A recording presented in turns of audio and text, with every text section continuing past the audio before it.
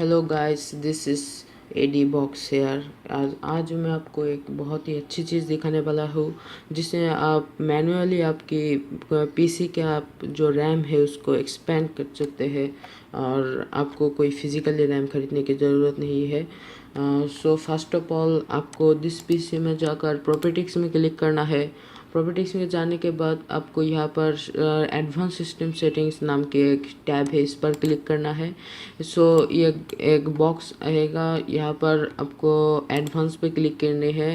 Advance पे जाकर settings पे क्लिक करना है और फर्स्ट ऑफ ऑल यहाँ पर आपको एडजस्ट फॉर बेस्ट परफॉर्मेंस आप क्लिक कर सकते हैं और नहीं भी कर सकते हैं, बट हम ये नहीं देखेंगे। हम जाएंगे एडवांस पर जाकर से ये श्योर करेंगे जो पॉइंट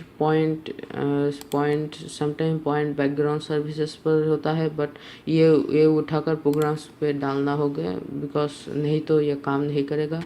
और फिर चेंज में जाएंगे। हम चेंज में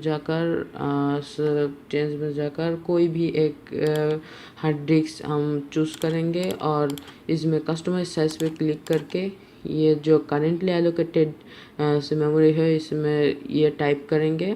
टाइप करने के बाद सेट पे क्लिक करेंगे एंड ओके की क्लिक करेंगे। ओके की क्लिक करने के बाद आपको आपको जो पीसी है वो आपको रीस्टार्ट करना पड़ेगा, नहीं तो ये काम नहीं करेगा। सो ये था आज का शॉर्ट क्विक टाइम एक टिप। इसके ज़रिए आप जो कि है बहुत तरह के बैकग्राउंड जो आपके एक्स्ट्रा रैम खाते थे वो बंद हो जाएंगे। यहाँ पर हमने टास्क मेनू पर जाकर हम परफॉर्मेंस पे देखते हैं।